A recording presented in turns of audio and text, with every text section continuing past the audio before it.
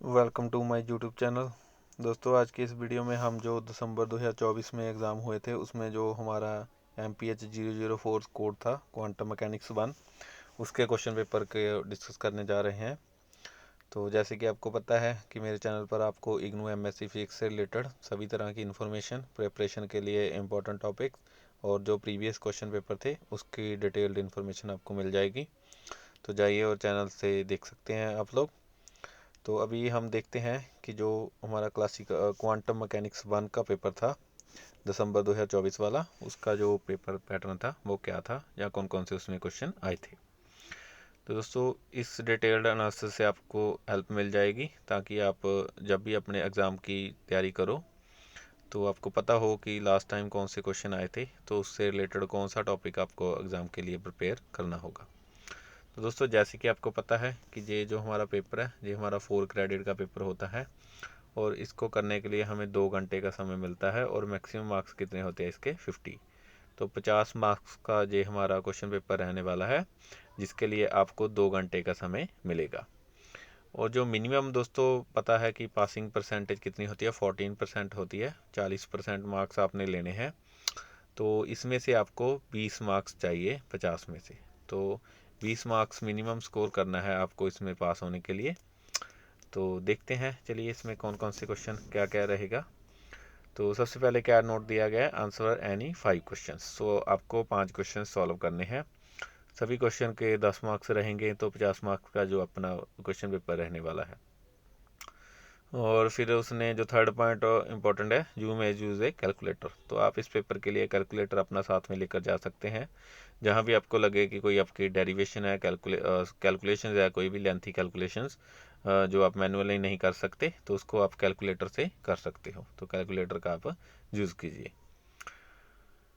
तो अभी हम देखते हैं कि इसमें क्या क्या क्वेश्चन रहने वाले थे। तो चलिए दोस्तों, जैसे कि आपको पता सिर्फ 5 क्वेश्चन ही आपने अटैम्प्ट करने हैं। तो फर्स्ट क्वेश्चन की बात करते हैं। फर्स्ट क्वेश्चन में हमारे पास 2 पार्ट है, ए और बी पार्ट। दोनों पार्ट कितने कितने मार्क्स का, 3 मार्क्स और 7 मार्क्स का। तो टोटल ये हमारा फर्स्ट क्वेश्चन कितने मार्क्स का है, 10 मार्क्स का। फर्स्ट क्वेश्चन क्या है, what should be the minimum kinetic energy of electrons in an electron microscope in order to observe an atom with the diameter of 0.1 mm। तो दोस्तों बेसिकली ये जो हमारा अनसर्टेनिटी प्रिंसिपल होता है उससे रिलेटेड ये क्वेश्चन है। हमने काइनेटिक एनर्जी फाइंड आउट करनी है इलेक्ट्रॉन के लिए और हमें क्या दिया गया है, डायमीटर दिया गया है। तो जो हमारा एक अनसर्टेनिटी प्रिंसिपल है जिसमें हमने डेल्टा पी और डेल्टा एक्स हमारे पास होता है, उसी में उसकी एक और फॉर्म होती है जिसमें एनर्जी के रूप में उसका अनसर्टेनिटी प्रिंसिपल को हम लिखते हैं। उस रिलेशन को हमने यूज़ करना है। उस रिलेशन को में से हमें एक वैल्यू दी गई है, उसने डायामीटर जैसे कि आपको दिया गया है। तो हम ये बोल सकते हैं कि डेल्टा एक्स आप जहाँ से ले सकते हो और फिर हमने जो कनेटिक एनर्जी है उसकी वैल्यू हमने फाइंड आउट करनी है। तो हमने वो वाला रिलेशन यूज़ करना है और ये 3 मार्क्स का हमारे लिए क्वेश्चन रहने वाला है। क्योंकि ये एक शॉर्ट हार्डली एक फार्मूला ही इसमें यूज़ होना है और वैल्यूज़ पुट कर कर हमने कैलकुलेशन करनी है, तो इसलिए इसका जो स्कोर है सिर्फ 3 दिया गया है। चलिए बी पार्ट की ओर बढ़ते हैं। बी पार्ट हमारे लिए क्या है, the energy of A quantum particle of mass m is equal to p square over 2m plus alpha x square where alpha is positive constant. Use the uncertainty principle to calculate the minimum possible energy of the particle. तो दोस्तों देख सकते हैं कि second question भी हमारा uncertainty principle से relate ही करता है और इसका स्कोर क्या रहेगा, 7 मार्क्स रहेगा। दोस्तों इस तरह आप देख सकते हैं कि जो हमारा फर्स्ट क्वेश्चन है उसमें बेसिकली जो हमारा फर्स्ट बुक का फर्स्ट चैप्टर रहते हुआ है जिसमें से ये न्यूमेरिकल आए हैं, तो हमने जो अनसर्टेनिटी प्रिंसिपल होता है उसको यूज़ कर कर ही ये दोनों जो न्यूमेरिकल है अपने सॉल्व करने हैं। दोस्तों जो जून 2024 में पेपर था ना, उसमें भी एक न्यूमेरिकल ऐसा ही था जो फर्स्ट जो हमारा चैप्टर था उसमें से आया था। तो इसलिए आपने जब भी अपने तैयारी करनी है तो जो आपका फर्स्ट ब्लॉक है उसके जो सभी न्यूमेरिकल है सभी चैप्टर्स के, वो अपने ध्यान से करने हैं क्योंकि उसमें से आपको एक न्यूमेरिकल आएगा। और मोस्ट प्रोबेबली जो हमारी बुक में न्यूमेरिकल दिए गए हैं ना, उसमें से ही न्यूमेरिकल आ जाता है। तो इसलिए आपने अपनी बुक के जो सभी न्यूमेरिकल्स हैं उनको ही बड़े ही ध्यान से सॉल्व कर लेना है, ताकि आपको एग्ज़ाम टाइम कोई दिक्कत ना आए। तो इस तरह आप देख सकते हैं कि जो हमारा फर्स्ट क्वेश्चन है वो बेसिकली पूरे का पूरा अनसर्टेनिटी प्रिंसिपल पर ही है। अगर आपको ये ध्यान से आता है, इसका यूज़ ध्यान से करना आता है, तो आप ये क्वेश्चन बड़ी ही आसानी से सॉल्व कर सकते हो। चलिए अभी हम देखते हैं सेकंड क्वेश्चन। सेकंड क्वेश्चन हमारा क्या है, इसमें भी दोस्तों वही दो पार्ट है, ए और बी पार्ट। एक पार्ट 6 मार्क्स का और दूसरा 4 मार्क्स का दिया गया है। ये भी दोस्तों एक सिंपल क्वेश्चन है। क्वेश्चन क्या है, calculate the probability current density for a wave function psi x. Psi x is equal to 5x into e power a two iota u x. तो ये हमारे पास एक फंक्शन दिया गया है साई एक्स। इसका हमने जो प्रोबेबिलिटी करंट डेंसिटी है फॉर वेव फंक्शन उसको फाइंड आउट करना है। तो दोस्तों जो प्रोबेबिलिटी करंट डेंसिटी का फार्मूला होता है उसको आपने यूज़ करना है। बेसिकली इसमें हमने साई स्टार लेना होता है और उसका इंटीग्रेशन फाइंड आउट करना होता है। तो ये आपका एक सिंपल क्वेश्चन है, आपने इसमें सिंपली इंटीग्रेशन को ही सॉल्व करना है। तो इसमें जैसे आप 6 मार्क्स आज क्वेश्चन रहने वाला है और आप आसानी से कर सकते हो। नेक्स्ट जो दोस्तों क्वेश्चन है हमारा वो एंगुलर मोमेंटम से रिलेटेड क्वेश्चन रहने वाला है। इसमें हमें रिलेशन फाइंड आउट करना है कि जो L x L y L z होता है वो किसके इक्वल होता है, iota h cut L L cap x square minus L cap y square. तो ये हमने रिलेशन फाइंड आउट करना है। इस ये हमारा कितने मार्क्स का रहेगा, 4 मार्क्स का। दोस्तों ऐसा ही क्वेश्चन आपको जो लास्ट टाइम की असाइनमेंट थी उसमें भी आपको मिल जाएगा। दोस्तों इस तरह के और भी क्वेश्चन है इस रिलेशन से रिलेटेड, तो आपने वो बड़े ही ध्यान से करने हैं। मैक्सिमम चांस है कि आपको एक ऐसा क्वेश्चन आपके पेपर में पूछा जाएगा। तो इसलिए आपने जो एंगुलर मोमेंटम का जो रिलेशन वाला टॉपिक है मीटर वाला, इसको आपने ध्यान से करना है। इसमें से आपको एक क्वेश्चन आएगा। तो ये असाइनमेंट में भी क्वेश्चन आया है और साथ ही साथ जो एग्ज़ाम है उसमें भी ये क्वेश्चन पूछा गया है। चलिए अभी हम देखते हैं कि जो हमारा थर्ड क्वेश्चन है उसमें क्या क्या उसने पूछा है। थर्ड क्वेश्चन क्या है, write down the potential function for a one dimensional potential barrier of width ए।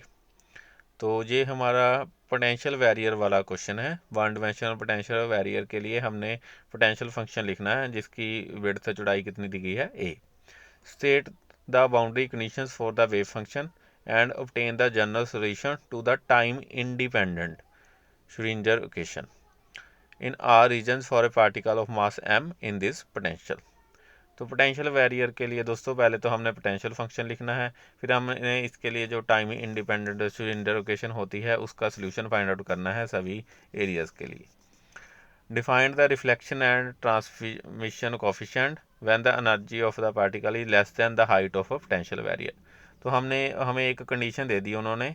कौन सी कंडीशन देती कि जब एनर्जी और पार्टिकल की एनर्जी जो पोटेंशियल बैरियर की हाइट है उससे कम हो, तो उस कंडीशन में जो रिफ्लेक्शन और ट्रांसमिशन कोफिशिएंट होंगे वो क्या रहेंगे।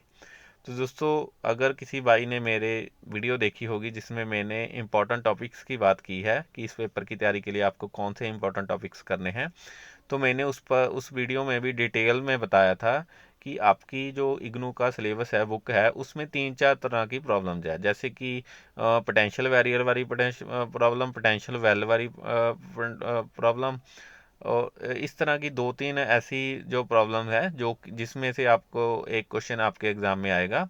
लास्ट टाइम भी ऐसा ही एक क्वेश्चन आया था जून में भी, और अभी दिसंबर में भी एक क्वेश्चन ऐसा ही आया है। तो उसकी अलग अलग इसमें आगे सब टॉपिक होते हैं, जैसे कि कुछ बार पार्टिकल की एनर्जी पोटेंशियल हाइट से ज़्यादा होती है, कुछ बार हाइट से कम होती है, कुछ टाइम इक्वल भी होती है। तो उस कंडीशन में जो रिफ्लेक्शन कोफिशिएंट और ट्रांसमिशन कोफिशिएंट रहेंगे वो क्या रहेंगे, उसका रिलेशन क्या होगा, उन सभी की डेरिवेशंस आपने ध्यान से करनी है। उसमें से आपको एक क्वेश्चन 10 मार्क्स का आना ही आना है। और दोस्तों ये एक सिंपल क्वेश्चन है, इसमें एक ही फंडा है बस सभी क्वेश्चंस को अटैम्प्ट करने के लिए। आपने बाउंड्री कंडीशन का ध्यान रखना है, प्रॉब्लम देखनी है कि किसके बारे में बात कर रहे हैं, और फिर जो रिफ्लेक्शन कोफिशिएंट और ट्रांसमिशन कोफिशिएंट होते हैं उसकी डेफिनेशन क्या है, उसको अगर आपको क्लियर होगा तो आपको डेरिवेशन करने में कोई भी दिक्कत नहीं होगी। और इसका दोस्तों एक पॉजिटिव पॉइंट ये है क्योंकि इसमें 10 मार्क्स का सीधा क्वेश्चन है और इसकी फर्दर भी डिवीजन की गई है, जैसे कि 2+2+2+4+2। तो अगर आप इसमें से सब टॉपिक्स भी सिंपल सॉल्व कर जाते हो, कुछ ना कुछ पार्ट अगर आपको नहीं भी सॉल्व कर पा रहे, तो भी आपके जो स्कोर है वो आप इसमें से पूरे के पूरे कर सकते हो। आप मतलब आप इसमें से 10 में से अच्छा स्कोर इसमें से कवर कर सकते हो। तो ये पोटेंशियल बैरियर वाला, पोटेंशियल वेल वाला ये अपने क्वेश्चन ध्यान से करने हैं, इसको आप ज़रूर कीजिए। चलिए अब देखते हैं हमारा फोर्थ क्वेश्चन। फोर्थ क्वेश्चन में क्या है, explain the importance of simple harmonic potential problem in physics. तो जो सिंपल हार्मोनिक पोटेंशियल की प्रॉब्लम है उसकी क्या इंपॉर्टेंस है, वो क्या होती है। Write down the time independent Schrodinger equation for one dimensional simple harmonic oscillator and with the potential function V x is equal to 1/2 m omega square x square. तो दोस्तों हमने जो सिंपल हार्मोनिक ऑक्सीलेटर है one dimensional, उसके लिए जो cylinder equation है उसको हमने लिखना है। पोटेंशियल फंक्शन हमें दिया गया है जो कि वी एक्स के इक्वल है। फिर हमने क्या शो करना है, show that the cylinder equation can be written in terms of the dimensional variable, dimensionless variable lambda is equal to 2e upon H cut omega and A square is equal to M omega upon H cut. फिर J वाली हमें equation दी गई है। Do the eigenfunctions of simple harmonic oscillator have a definite parity explain. तो दोस्तों जो simple harmonic oscillator वाले आपकी बुक में चैप्टर दिए गए हैं उससे ये कंप्लीट क्वेश्चन आया है। आपने लिखना है कि जो सिंपल हार्मोनिक ऑक्सीलेटर होता है उसके लिए पोटेंशियल फंक्शन क्या रहता है, उसकी डिटेल में आपने जो इक्वेशन है वो लिखनी है। और फिर आपने उसको उस सिलेंडर इक्वेशन को एक और अदर फॉर्म में भी लिखना है जिसमें हमने डिमेंशनलेस वेरिएबल इंट्रोड्यूस करने हैं। इस तरह फिर आपने जो इसके पैरिटी फंक्शन होता है उसको भी आपने डिफाइन करना है आइगन वैल्यूज के लिए सिंपल हार्मोनिक ऑक्सीलेटर के लिए। तो ये आपका एक सिंपल इंपॉर्टेंट क्वेश्चन है, 10 मार्क्स में ये भी आपको अटेम्प्ट करना पड़ेगा। देखते हैं पांचवा क्वेश्चन। पांचवें क्वेश्चन में हमारे पास क्या दिया गया है। पांचवा क्वेश्चन है, define a spherically symmetric potential. Spherically symmetric potential क्या होता है। Derive the time independent Schrodinger equation in spherical polar coordinates for a spherical symmetric potential function and a wave function psi r theta phi. तो हमें दोस्तों polar coordinator में, spherical polar coordinates में जो symmetric potential होता है उसके लिए टाइम इंडिपेंडेंट श्रोडिंगर इक्वेशन हमने लिखनी है, जहाँ पर जो साई फंक्शन दिया गया है आर थीटा और फाई का फंक्शन है। Show that the wave function can be written as psi r theta phi is equal to R r Y theta phi. तो जो साई फंक्शन है, जो आर थीटा फाई का फंक्शन है, उसको हमने दो कंपोनेंट में हम उसको लिख सकते हैं। एक तो उसका आर आर मतलब आर पर डिपेंड करने वाला कंपोनेंट, और सेकंड फंक्शन होगा थीटा और फाई पर डिपेंड करने वाला। तो इसको हमने दो फंक्शन के रूप में लिखना है। Obtain the differential equation for R r and Y. दोस्तों ये टोटली हमारा जो स्फेरिकल पोलर कोऑर्डिनेट्स होते हैं उसकी फॉर्म में हमने श्रोडिंगर इक्वेशन लिखनी है, टाइम इंडिपेंडेंट श्रोडिंगर इक्वेशन। फिर जो साई फंक्शन है इसको टू पार्ट्स में हमने डिवाइड करना है, आर और वाई में, और फिर हमने इनकी डिफरेंशियल इक्वेशंस फाइंड आउट करनी है। तो ये आपका 10 मार्क्स का क्वेश्चन रहेगा।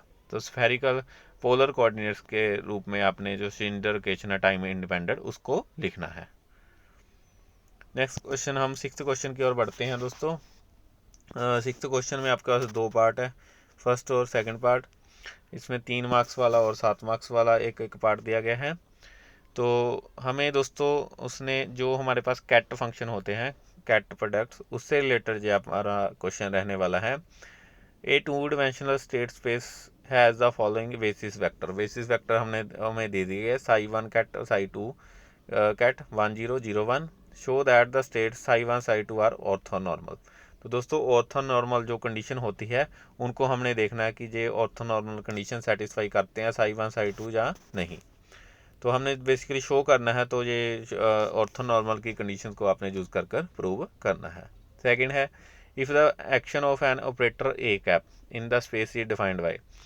जब ए कैप फंक्शन ने बेसिकली साई 1 जो हमारा कैट फंक्शन है उस पर ऑपरेट किया स्टेट पर, तो उसने क्या दिया, जब ए फंक्शन साई 1 पर ऑपरेट करेगा तो वो देगा minus iota h cut upon 2 psi2, और फिर जो psi2 पर जब ऑपरेट होगा ए फंक्शन तो देगा iota h cut upon two psi1। फिर हमने ए phi1 एंड ए phi2 जो स्टेट्स हैं उनको हमने फाइंड आउट करना है, वेयर हमें phi1 और phi2 की वैल्यू दी गई है। तो दोस्तों इस तरह हमने ये ऑपरेटर वाला कैट ऑपरेटर वाला जो हमारा टॉपिक है स्पेस कैट्स, उससे ये क्वेश्चन आया है। दोस्तों ये इम्पोर्टेंट टॉपिक है, मोस्ट इम्पोर्टेंट टॉपिक है। आपने जो भी जो जहाँ भी हमें कैट स्पेस वाले स्टेट वाले क्वेश्चन आएंगे हैं उन सभी क्वेश्चंस को आपने ध्यान से सॉल्व करना, क्योंकि उसमें से आपको एक क्वेश्चन पेपर में आएगा। लास्ट टाइम जून में भी ऐसा ही क्वेश्चन आया था और अभी भी आपके पास ऐसा ही क्वेश्चन आएगा। चलिए हम देखते हैं सेवंथ क्वेश्चन हमारा। सेवंथ क्वेश्चन क्या रहेगा? सेवंथ क्वेश्चन क्या है? Right the Heisenberg equation for of motion for a Heisenberg operator AH which does not depend explicitly on time. Determine the equation of motion for the operator x and p for a particle of mass m in a gravitational field with the Hamiltonian h. Hamiltonian हमें दिया गया है। Solve the equations of motions to get x and pt using the condition where t is equal to 0 तो x 0 and p जो है t is equal to 0 पर p 0 होगा। तो दोस्तों इसमें हमने हाइजेनबर्ग इक्वेशन ऑफ मोशन लिखनी है। क्या होती है? हमें हैमिल्टोनियन दिया गया है फंक्शन का, उसके लिए हमने इक्वेशन ऑफ मोशंस जो है फाइंड आउट करनी है और फिर हमने जो बाउंड्री कंडीशन यूज़ करना है इसमें। तो इस तरह दोस्तों ये आपका 10 मार्क्स का एक क्वेश्चन रहेगा। हैमिल्टोनियन से रिलेटेड भी क्वेश्चन दोस्तों इंपॉर्टेंट है। चलिए हम 10th क्वेश्चन की ओर 8th क्वेश्चन की ओर बढ़ते हैं। 8th क्वेश्चन थ्योरी से रिलेटेड क्वेश्चन है। Describe the Stern-Gulch experiment with the help of a Schmidt diagram. Explain how the result of this experiment confirm the quantization of z component of angular momentum and reduce the existence of spin. तो दोस्तों जो स्टेर्न-गर्लिच experiment होता है उसको हमने completely describe करना है कि वो एक्सपेरिमेंट क्या होता है, उसकी हमने जो डायग्राम है उसको ड्रा करना है और फिर हमने जो रिज़ल्ट आया इस एक्सपेरिमेंट के उसमें हमने शो करना है कि ये जो रिज़ल्ट है ये quantization of Z component of angular momentum को डिनोट करते हैं। और इस तरह हमने जो स्पिन हमारा ऑर्बिटर स्पिन नंबर होता है एग्जिस्टेंस ऑफ स्पिन उसको हमने डिड्यूस करना है। तो ये 10 मार्क्स का सीधा सीधा स्टेर्न-गर्लिच एक्सपेरिमेंट से रिलेटेड हमारा एक क्वेश्चन आया है। तो दोस्तों इस तरह देख सकते हैं आप इस क्वेश्चन को सॉल्व कर सकते हैं, क्योंकि ये पूरा इसमें कोई ज़्यादा कैलकुलेशन नहीं है, सिंपली थ्योरी है, डायग्राम है और एक डेरिवेशन है। इससे आप 10 मार्क्स स्कोर कर सकते हो। और दोस्तों न्यूमेरिकल सॉल्व करने के लिए आपको कुछ स्टैंडर्ड वैल्यूज़ उसने पहले ही दी गई है, इनको आप न्यूमेरिकल में यूज़ कर सकते हो। दोस्तों अगर मैं डिफ़िकल्टी लेवल की बात करूं तो मुझे लगता है कि ये पेपर आप इतना सिंपल भी नहीं बोल सकते, क्योंकि इसमें काफ़ी ज़्यादा लेंथी बन जाता है। हर एक जो भी उसने क्वेश्चन पूछा है उसमें एज इट इज़ एक चीज़ नहीं पूछी गई, हर क्वेश्चन में 3-4 सब पार्ट हैं। उसमें किसी में कुछ पूछा है, किसी में कुछ पूछा है, मतलब ऐसा 10 मार्क्स का सीधा सीधा क्वेश्चन नहीं है। उसमें हमें 2-3 चीज़ें कैलकुलेट करनी पड़ेगी 10 मार्क्स स्कोर करने के लिए। तो अगर मैं देखूं कि अगर मैं ये क्वेश्चन पेपर अटैम्प्ट करता तो मैं इसमें से 8 में से कोई 5 क्वेश्चन करने हैं 10-10 मार्क्स के 50 मार्क्स के लिए, तो मैं इनमें से कौन कौन से क्वेश्चन करता? तो दोस्तों एक तो मैं फर्स्ट क्वेश्चन डेफिनेटली करता, क्योंकि मुझे पता है कि जो हमारा फर्स्ट ब्लॉक के न्यूमेरिकल जो हैं फर्स्ट और सेकंड चैप्टर के उनको मैंने करना ही करना है, तो उनको मैं सॉल्व कर जाता। मेरी प्रैक्टिस की होती तो मैं ये फर्स्ट क्वेश्चन ज़रूर कर आता। और फिर मैं जो सेकेंड हमारा क्वेश्चन है प्रोबेबिलिटी करंट डेंसिटी वाला और एंगुलर मोमेंटम वाला, इसको भी मैं जरूर करता। ये भी मुझे एक सिंपल क्वेश्चन लगा। और फिर मैं थर्ड क्वेश्चन जरूर करता, क्योंकि मुझे पता है कि पोटेंशियल वैरियर से एक क्वेश्चन आना है, तो मैंने ये क्वेश्चन की अच्छे से प्रैक्टिस की होती। और फिर मैं इसमें से फोर्थ क्वेश्चन भी कर सकता था, क्योंकि मुझे सिंपल हार्मोनिक ऑक्सीलेटर वाला जो कंसेप्ट है उसमें कोई ज़्यादा डिफ़िकल्टी मुझे नहीं लगी, मुझे लगा कि मैं इसको आसानी से कर सकता हूँ, तो ये वाला मैं फोर्थ क्वेश्चन कर लेता। और फिर मैं इसमें से एक जो हमारा क्वेश्चन है 8th क्वेश्चन जो हमारा एक्सपेरिमेंट है स्टेर्न-गर्लिच एक्सपेरिमेंट, इसमें से भी मैं ये क्वेश्चन कर सकता था। और साथ ही साथ दोस्तों मुझे ये जो कैट ऑपरेटर है इसके बारे में थोड़ी बहुत नॉलेज है, ये भी मुझे अच्छे से आते हैं कि प्रोडक्ट कैट्स कैसे होती हैं, तो इसको भी मैं कर सकता था। तो इस तरह दोस्तों मैं ये वाले क्वेश्चन अटैम्प्ट करता। 7th क्वेश्चन है जो मुझे थोड़ा सा डिफ़िकल्ट लगा, क्योंकि इसमें काफ़ी ज़्यादा है काम है। और फिर जो हमारा 5th क्वेश्चन है ये भी मुझे थोड़ा सा टफ लगा, क्योंकि जो स्फेरिकल पोलर कोऑर्डिनेट्स में स्क्विंज रोटेशन होती है वो उसको रिमाइंड करना पड़ता है, उसको ज़्यादा रखने में मुझे दिक्कत है, काफ़ी ज़्यादा लेंथी है वो क्वेश्चन, उसको ज़्यादा नहीं रख पाता हूँ मैं, तो मुझे ये थोड़ा सा टफ लगा क्वेश्चन। बाकी क्वेश्चन मुझे दोस्तों ठीक ठाक लगे। और अगर हम टाइम की बात करें, क्योंकि आपको पता है कि आपने 2 घंटे में ये वाला क्वेश्चन पेपर आपने सॉल्व करना है, 120 मिनट में दोस्तों आपने जो आपके 5 क्वेश्चन है उनको आपने सॉल्व करना है। तो मैं अप्रोक्सीमेट ऐसा मान सकता हूँ कि हम अगर एक क्वेश्चन को 20-20 मिनट में सॉल्व करें तो 100 मिनट में हम बड़ी ही आसानी से जो हमारे 5 क्वेश्चन है वो कर सकते हैं। अगर किसी क्वेश्चन में 5-10 मिनट ज़्यादा भी लग जाए तो भी इसमें से कोई दिक्कत नहीं आएगी। तो हम 20 मिनट एवरेज लेकर चलते हैं कि हर क्वेश्चन को करने के लिए हम 20-20 मिनट का समय लेंगे। और मुझे लगता है कि कुछ क्वेश्चन जैसे फर्स्ट क्वेश्चन है न्यूमेरिकल वाला, इसमें ज़्यादा टाइम कंज्यूम नहीं होगा, वे इजीली हम कर सकते हैं, सेकंड में हम जल्दी से कर सकते हैं। तो 20-25 मिनट के टाइम को लेकर अगर हम चलेंगे तो हम बड़ी ही आसानी से जो हमारा 2 घंटे में पेपर है इसको सॉल्व कर देंगे। तो दोस्तों इस तरह आप ये प्रीवियस क्वेश्चन पेपर को ध्यान में रखें। जो मैंने जून 2024 वाला क्वेश्चन पेपर है वो भी डिस्कस किया है, अभी मैंने दिसंबर वाला भी आपके साथ शेयर कर दिया है। तो दोनों को देखिए, इंपॉर्टेंट टॉपिक्स की वीडियो भी डाली है मैंने, वो भी देख सकते हैं, और उनको ध्यान में रखकर आप अपने एग्ज़ाम की तैयारी करोगे तो आपके डेफिनेटली जो मार्क्स है वो बढ़िया आएंगे। तो वीडियो में जुड़ने के लिए धन्यवाद दोस्तों। अपने दोस्तों के साथ, अपने जो कलीग्स हैं आपके साथ एमएससी कर रहे हैं, उनके साथ वीडियो शेयर करें ताकि उनको भी प्रिपरेशन में हेल्प हो सके। धन्यवाद।